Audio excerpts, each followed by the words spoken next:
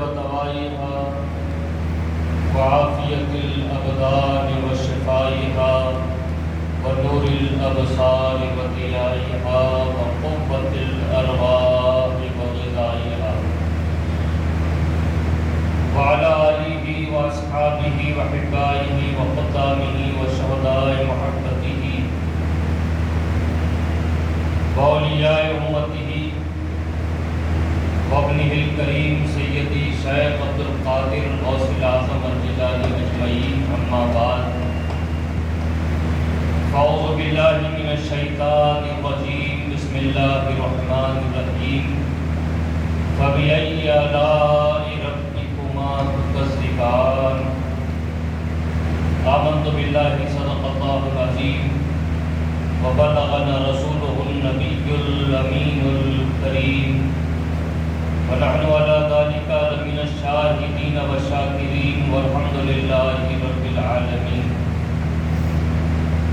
بندہ پروردگارم امت احمد نبی دوست دار چار یارم کعبہ اولاد علی مذہب حنفیہ دارم ملت حضرت خلیل خاک پائے غوث اعظم زیر سایہ ہر ولی حضرات گرامی حمد و تعریف رب وحدہ لا شریک کے لیے جس نے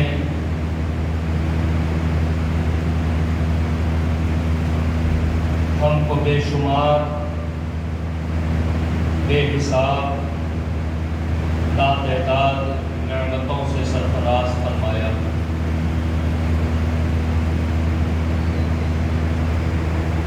اور ایسی ایسی نعمتیں عطا فرمائی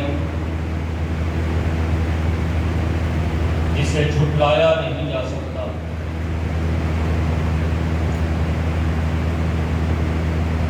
اگر ہم غور کریں تو ہمیں اندازہ ہوگا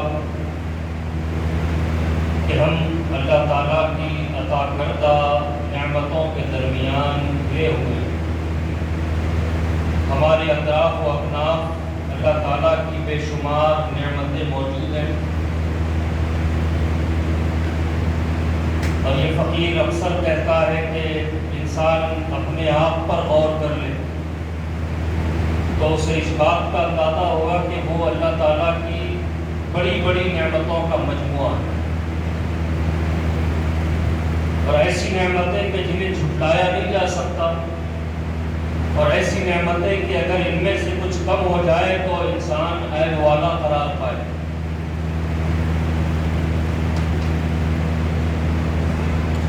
حضرات گرامی، اللہ تعالیٰ نے اسی لیے بار بار یہ فرمایا کہ تم اپنے رب کی کون کون سی نعمتوں کو جھٹلاؤ گے۔ ہر انسان اللہ تعالیٰ کی عظیم نعمتوں کے درمیان گھرا ہوا ہے،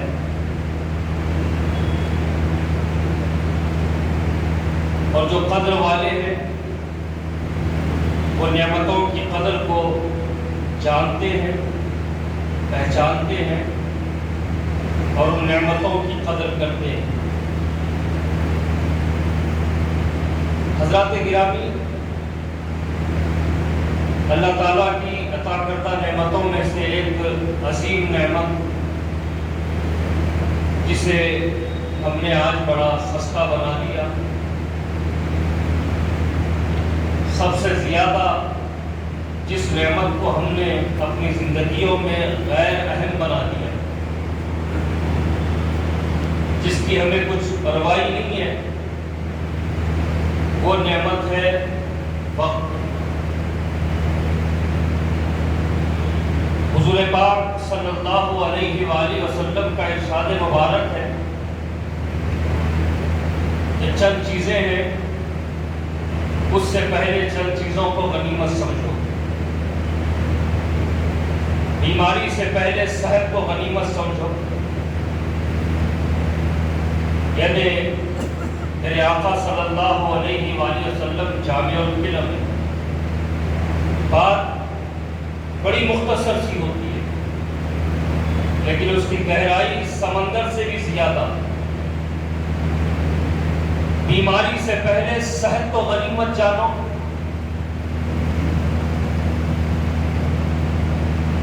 بات مختصر ہے لیکن اس کی گہرائی کا اندازہ کیجیے کہ اللہ تعالیٰ کو راضی کرنے والے جو اعمال ہیں، اللہ تعالیٰ کو راضی کرنے والے جو افعال ہیں، ان کا اکثر حصہ صحت مندی کے ساتھ ہی اختیار کیا جا سکتا ہے۔ ساری زندگی اللہ سب کو ہدایت دے، سب کو توفیق دے، بچپن ہی سے مسجد کا نمازی بنائے اور میدان کا غازی بنائے۔ بچپن گزر جاتا ہے، بڑوں کی توجہ نہیں رہتی، ابھی بچہ ہے، ابھی عمر ہی کیا ہوئی، اس طرح اس کا بچپن گزرتا ہے۔ جوانی کا ایک بڑا حصہ غفلت میں اس کا گزرتا ہے،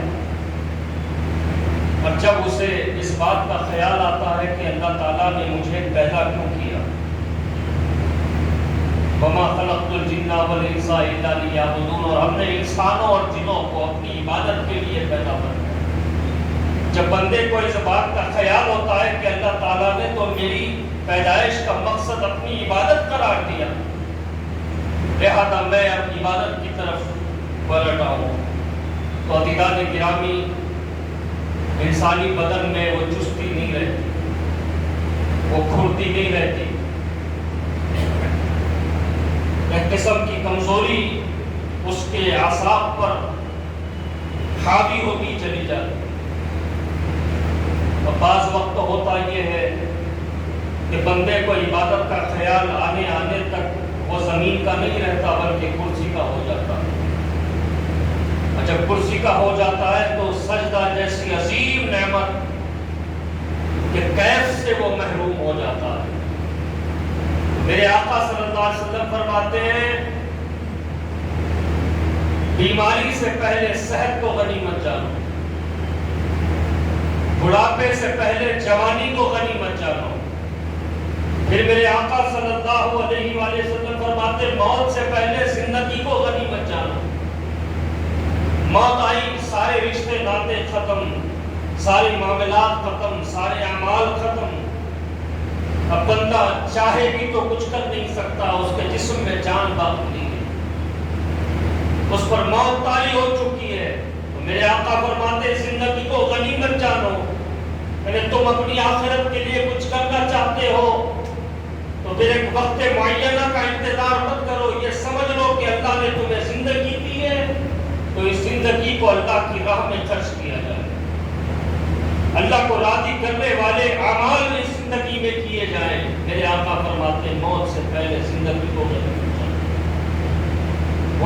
بڑھاپے سے پہلے جوانی کو غنیمت جانو، بیماری سے پہلے صحت کو غنیمت جانو۔ عزیزان گرامی، یہ میرے آقا صلی اللہ علیہ وآلہ وسلم کے زبان مبارک سے ادا کیے گئے مبارک کلمات ہیں۔ اگر ہم اس پر غور کریں تو ہمیں اس بات کا اندازہ ہوگا کہ میرے آقا صلی اللہ علیہ وسلم نے ان کلمات مبارک کے ذریعے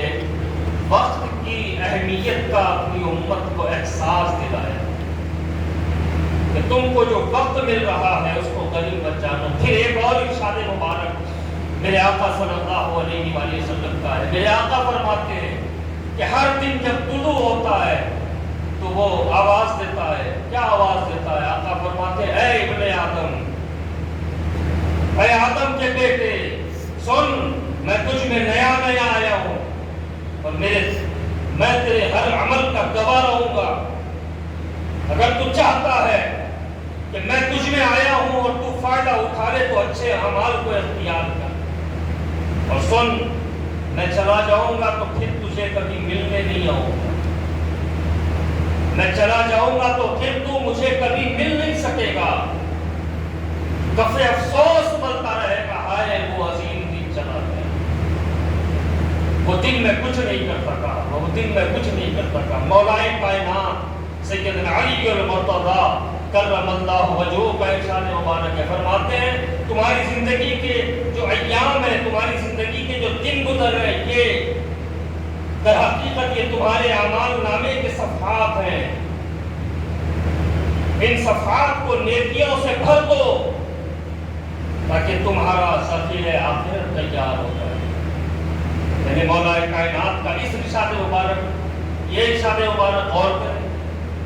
یہ جو زندگی ہمیں ملی ہے، آج کا دن ملا ہے، کل کا دن ملا ہے، پرتوں کا دن ملا ہے، پھر آنے والے کل کا دن ہوگا، پھر آنے والے پرتوں کا دن ہوگا۔ مولا کائنات فرماتے ہیں یہ دراصل تم یہ سمجھ رہے ہو کہ یہ دن رات ہے، نہیں،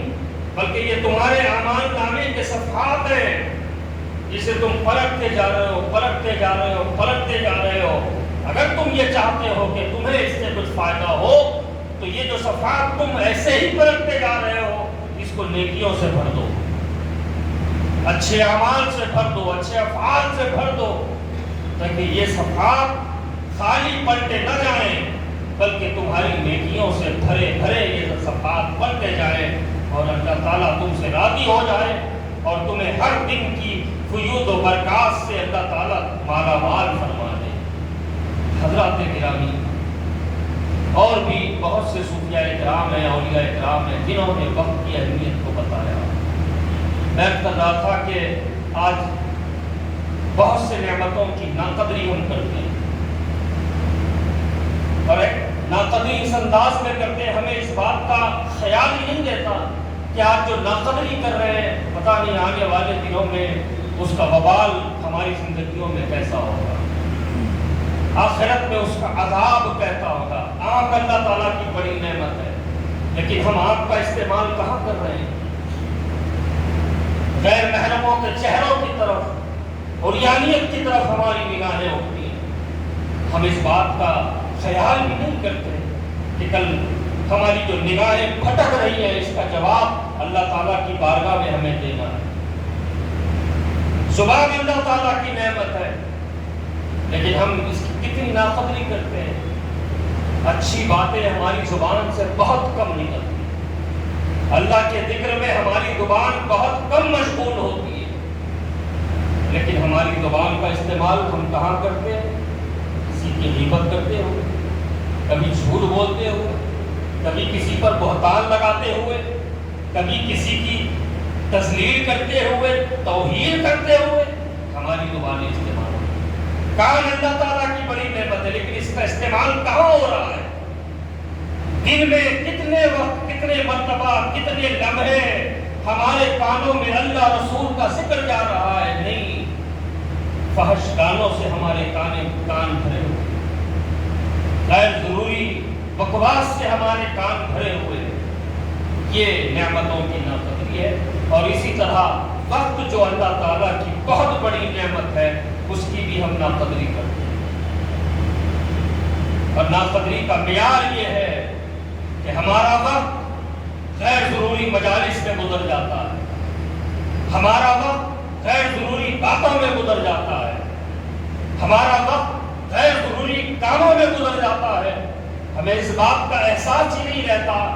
کہ اللہ تعالیٰ جہاں ہمارے اعمال کا حساب لینے والا ہے وہیں اللہ تعالیٰ اس وقت کے بارے میں بھی پوچھنے والا ہے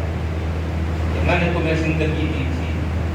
تمہیں زندہ رہنے کا موقع دیا تھا، اس کے لیے میں نے تمہیں دن کا اتنا وقت دیا تھا، رات کا اتنا وقت میں نے تمہیں دیا تھا، اور تم نے اس وقت کو کہاں استعمال کیا؟ ان زندگی کے لمحات کو تم نے کہاں استعمال کیا؟ عزیزان گرامی یہ پوچھ ہوگی۔ اور یاد رکھو اللہ تعالیٰ، ہم سنتے رہتے ہیں، آئے دن سنتے ہیں، اور میرے جیسے فقیر بھی آپ کے درمیان ٹھہر کے پکارتے رہتے ہیں اللہ پوچھے گا، اللہ پوچھے گا۔ اللہ کے پوچھنے کو ہلکا مت لیجیے۔ ہم اپنے آپ کو بڑے طاقتور سمجھتے ہیں، بڑے قوت والے سمجھتے ہیں، بڑے جوان مرد سمجھتے ہیں، بڑے جگر والے سمجھتے ہیں، بڑے دل والے سمجھتے ہیں، لیکن ہمارے اپنے ٹیکس پہ پلنے والا ایک پولیس کا جوان اگر آپ سے کچھ پوچھنے میں آ جائے تو پسینے چھوٹ جاتے ہیں، جس کی کوئی حیثیت نہیں ہے، جس کی کوئی اوقات نہیں ہے، وہ ہم سے سوال کرنے لگے تو ہمیں جواب نہیں بن پڑتا، تو ذرا سوچو، سارے جہانوں کا بادشاہ، کل کائنات کا خالق و مالک، جو اللہ تعالیٰ ہمیں نعمتوں سے سرفراز کرتا، وہ اگر سوال کرنے پہ آ جائے، عزیزان گرامی، کہ اتنی قوت ہم اپنے اندر پاتے ہیں کہ اللہ کی بارگاہ میں ٹھہر کے کچھ جواب دے سکتے ہیں۔ اسی لیے تو بڑے بڑے صوفیاء کرام کے جب ہم حالات پڑھتے ہیں تو ہمیں اس بات کا اندازہ ہوتا ہے کہ صوفیاء کرام اپنا زیادہ وقت دعاؤں میں گزارتے ہیں۔ ان دعاؤں میں ایک ہوتا کہ اللہ خاتمہ بالخیر فرما، یعنی ایمان پر موت نصیب فرما، قبر کی منزل کو آسان فرما۔ اے اللہ جب حشر کے میدان میں پہنچے تو مولا بے حساب جنت میں داخل فرما۔ میں کئی صوفیاء کرام کے حالات میں یہ پڑھا تو میں خود بڑا سوچتا رہتا کہ بھئی اولیاء کرام ہیں، ان کو کیا ہیبت ہے، ان کو کیا معاملہ ہے کہ یہ دعا کرتے ہیں کہ اللہ بے حساب جنت میں داخل فرما، جبکہ ان کے ساری زندگی تو نیکیوں سے بھری پڑی ہے، زندگی کا ایک ایک لمحہ انہوں نے نیکیوں میں خرچ کیا ہوا ہے،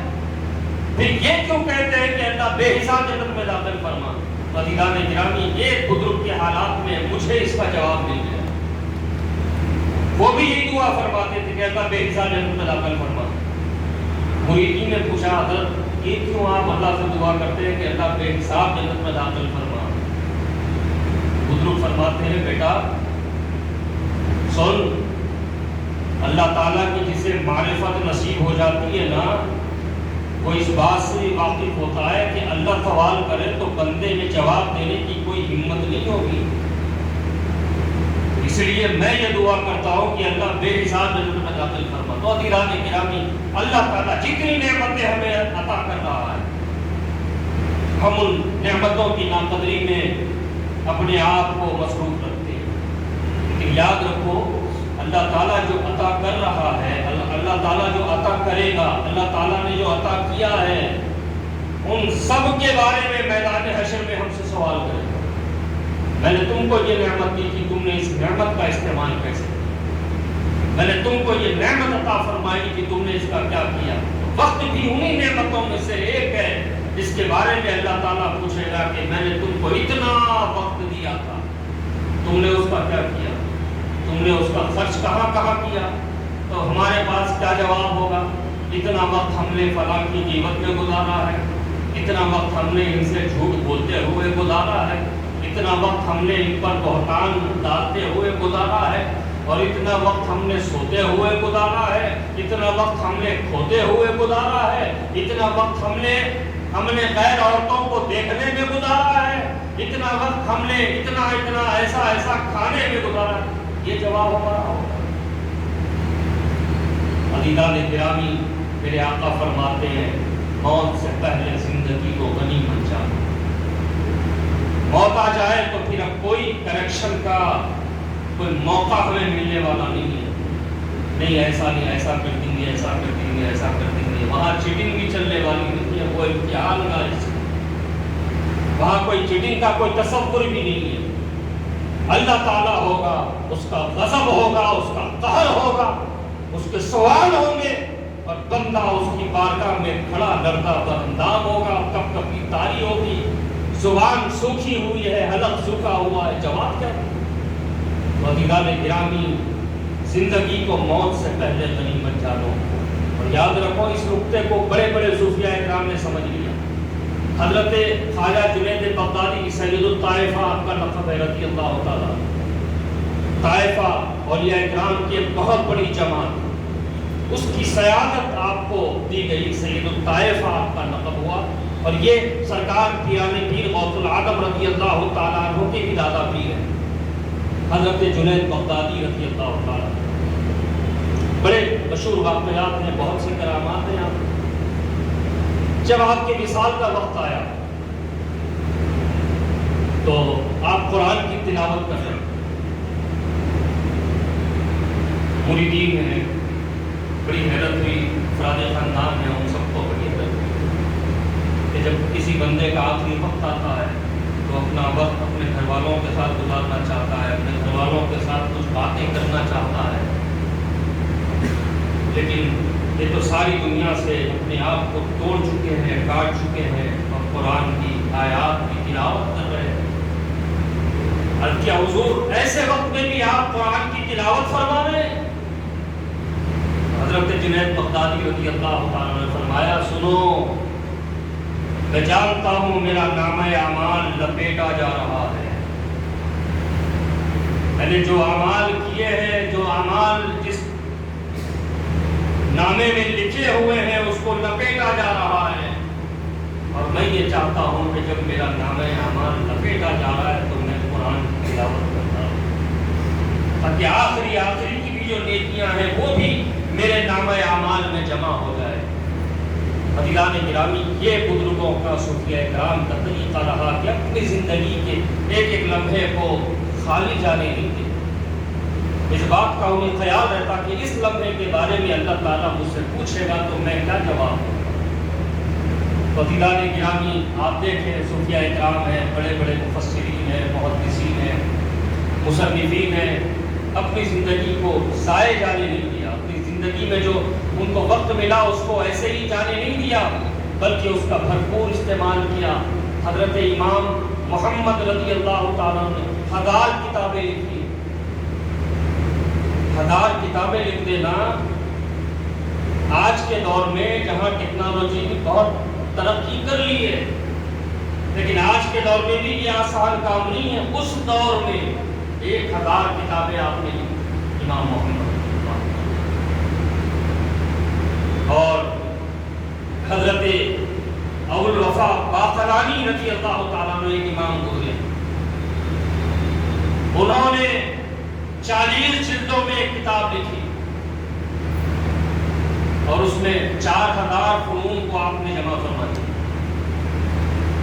امام غزالی رضی اللہ تعالیٰ عنہ نے بے شمار کتابیں لکھی۔ حضرت خواجہ بند نواز کے دراز جن کے عرس شریف کا یہ مہینہ چل رہا ہے، 105 سال کی 104 چلر مہینوں کی عمر شریف آپ نے پائی۔ عزیزان گرامی، 101 کتابیں آپ نے تصنیف کی۔ سرکار سید شاہ موسیٰ قادری قدس سرہ کے صاحب کا بڑے فرزند، بڑے صاحبزادے حضرت سید شاہ غلامی علی قادری البوسوی رضی اللہ تعالیٰ عنہ رحمۃ اللہ علیہ، بہت سی کتابیں آپ نے تصنیف فرمائی۔ اس میں سے ایک کتاب ہے مشکات النبوہ، جو کئی صوفیہ کرام کے حالات پر مشتمل ہے، اور صوفیہ کرام کے تذکروں میں اس کتاب کو انسائکلوپیڈیا کی حیثیت حاصل ہے۔ اور حضرت نے جو کتاب لکھی ہے اس کے بارے میں ہمارے خاندان میں ایک روایت موجود ہے کہ بزرگوں کے حالات جو معلوم ہوتے گئے آپ نے ان کو جمع کیا۔ بعد ایسے بزرگ گزرے جن کی مدار معلوم، جن کا نام معلوم، جن کے حالات نہیں معلوم۔ تو حضرت سید غلام علی شاہ قادری البوسوی رضی اللہ تعالیٰ عنہ کی یہ بھی ایک کرامت ہے کہ جن بزرگوں کے احوال دوسرے لوگوں سے نہیں معلوم ہو چکے، حضرت خود ان کی مزار پر پہنچتے ہیں، مراقبہ کرتے ہیں اور ان سے پوچھتے جاتے ہیں، ان کے حالات لکھتے جاتے ہیں۔ یہ وقت کا استعمال تھا۔ بانی جامعہ نظامیہ عارف باللہ شاہ محمد انوار اللہ فاروقی رحمۃ اللہ علیہ، آپ کی شخصیت سے ہم سب متعارف ہیں۔ درجنوں کتابیں آپ نے لکھی، ایک طرف جامعہ بھی چلانا تھا، دوسری طرف سلسلہ بھی چلانا تھا، تیسری طرف نظام کی حکومت کے شرعی معاملات کو بھی دیکھنا تھا۔ اتنا وقت بھی آپ نکال رہے ہیں کہ درجنوں کتابیں آپ نے لکھ دی، اس میں سے 20 بڑی بڑی کتابیں تو اس وقت دستیاب ہیں، اور ان کتابوں میں ایک کتاب ہے کتاب العقل۔ اب وہ کتاب آپ نے اس لکھی کہ آج بھی عرب و عجم کے علماء اس کتاب کو لے کر حیران ہیں، ایسی ایسی بحثیں آپ نے اس کتاب میں فرمائی ہیں۔ تو عزیزان گرامی، عرض کرنے کا مطلب اور مقصد یہی ہے،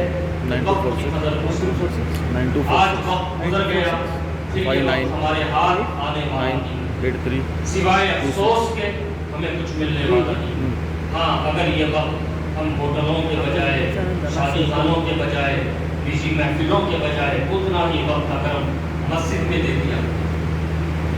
مسجد میں بیٹھ جاتا نا، قرآن کی تلاوت کریں، نماز کا وقت آئے نماز پڑھیں، پھر اللہ کا ذکر کرتے رہیں. عزیزان گرامی، آپ ذکر جہاں کر رہے ہو، جہاں تلاوت قرآن کر رہے ہو، جہاں اللہ کو یاد کر رہے ہو، یاد رکھو قیامت کے دن آپ تو جواب دو گے کہ اللہ اتنا وقت میں نے تیری یاد میں گزارا، اور آپ کے سپورٹ کے لیے مسجد کے در و دیوار بھی اللہ کی بارگاہ میں پہنچنے والی ہے، مسجد کی چھت بھی اللہ کی بارگاہ میں پہنچنے والی ہے، مسجد کی زمین کا حصہ بھی اللہ کی بارگاہ میں پہنچنے والا ہے، اور اللہ کی بارگاہ میں گواہی دینے والا ہے کہ مولا اتنا وقت تیرے اس بندے نے ہمارے درمیان گزارا، اور یہ وقت تیری یاد میں اس نے گزارا، تیرے کلام کی تلاوت میں اس نے گزارا ہے. تو عزیزان گرامی، گیا وقت ہمارے ہاتھ واپس نہیں آتا، وقت کی قدر کریں، اور جنہوں نے وقت گنوا لیا وہ اللہ تعالیٰ کی بارگاہ میں رجوع ہو جائے. اللہ تعالیٰ بڑا مہربان ہے، اللہ تعالیٰ رحمان و رحیم ہے، اللہ تعالیٰ کے غضب پر اس کی رحمت فوقیت رکھتی ہے.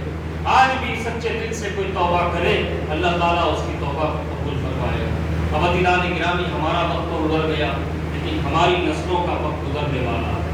تو ہم اپنی نسلوں کو بھی اب وقت کی اہمیت بتائیں، وقت کی قدر و قیمت سے واقف کروائیں، اور ایسے ایسے موقع ہمیں عطا ہوتے ہیں کہ ہم اس وقت کا صحیح استعمال کر سکتے ہیں. جیسے ماہ ذی الحجہ آنے والا، حضرت سیدنا ابراہیم علیہ السلام، حضرت سیدنا اسماعیل علیہ السلام کا تذکرہ. اللہ تعالیٰ کی محبت میں اس قدر قوم سیدنا ابراہیم علیہ السلام کی آگ میں کودنا بھی آپ کو گوارا ہے. اللہ تعالیٰ کی محبت میں اس قدر فنا ہے ابراہیم علیہ السلام کی، اپنے بیٹے کے گلے پر چھری چلانا بھی قبول ہے. عزیزان گرامی، ماہ ذی الحجہ میں سیدنا ابراہیم علیہ السلام کا، سیدنا اسماعیل علیہ السلام کا امت مصطفیٰ سے کیا تعلق ہے، یہ تعلق اپنی نسلوں کو بتائیں. ایک وقت نکالیں اور یہ ان جلیل القدر پیغمبروں کا تذکرہ پڑھ کر اپنے بچوں کو سنائیں، اپنی بچیوں کو سنائیں. سیدہ ہاجرہ کی قربانیاں، سیدہ سارہ کا تقویٰ و پرہیزگاری اپنی بچیوں کو بتائیں، اپنے بچوں کو بتائیں. تو عزیزان گرامی، ایسے موقع ہمیں اللہ تعالیٰ عطا فرماتا ہے کہ ان مواقع پر ہم صحیح استعمال کریں، اور اپنی آنے والی نسلوں کو بھی وقت کی اہمیت کا احساس دلاتے ہوئے ان کو بھی اسلامی تعلیمات سے واقف کروائیں. اب بقرعید کا مہینہ آتا ہے، ذی الحجہ کا مہینہ آتا، کئی لوگ ٹھیک ہے اللہ فضل فرمائے، اللہ تعالیٰ ان کی جد و جہد کو قبول فرمائے، جنہوں نے محنت مشقت کر کے ذی الحجہ کے مسائل، ذی الحجہ کے فضائل سے اپنے آپ کو واقف کروا لیا. بہت سے لوگ ہیں ذی الحجہ کے فضائل اور مسائل سے واقف نہیں. عزیزان گرامی، اب ماہ ذی الحجہ کا چاند نظر آئے گا. جیسے ہی چاند نظر آئے گا تو جن کو قربانی دینی ہے ان کو چاہیے کہ اس سے پہلے، چاند نظر آنے سے پہلے ہی اپنے ناخن تراش لیں، اپنی مونچھ تراش لیں، اپنی داڑھی سیٹ کر لیں، اپنے سر کے بال بنا لیں، تاکہ جب قربانی دیں تو یہ جو 10 ایام 10 دن ہیں ماہ ذی الحجہ کے پہلا عشرہ قربانی تک، آپ جو ہے آپ کو ضرورت نہ پڑے ناخن کاٹنے کی، آپ کو ضرورت نہ پڑے مونچھ بنانے کی، آپ کو ضرورت نہ پڑے حجامت بنانے کی. جب قربانی دے دے تو پھر آپ حجامت بنوا لیں، ناخن کتروا لیں. یہ مصنون طریقہ ہے. اب جن کو قربانی نہیں دینی ہے، جن پر قربانی واجب نہیں ہے، وہ بھی اگر اس بات کا لحاظ کریں اللہ تعالیٰ کی بارگاہ سے وہ بھی ثواب سے محروم نہیں کیے جائیں. تو عزیزان گرامی، ماہ ذی الحجہ میں سیدنا ابراہیم علیہ السلام، سیدنا اسماعیل علیہ السلام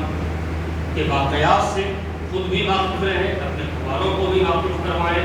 اور حضور پاک صلی اللہ علیہ وسلم کے یہ دادا ہے سیدنا اسماعیل علیہ السلام، اور ان کے والد سیدنا ابراہیم علیہ السلام، اور جن کی نسبت پر میرے آقا صلی اللہ علیہ وآلہ وسلم نے فخر فرمایا کہ ابراہیم تو میرے دادا ہے.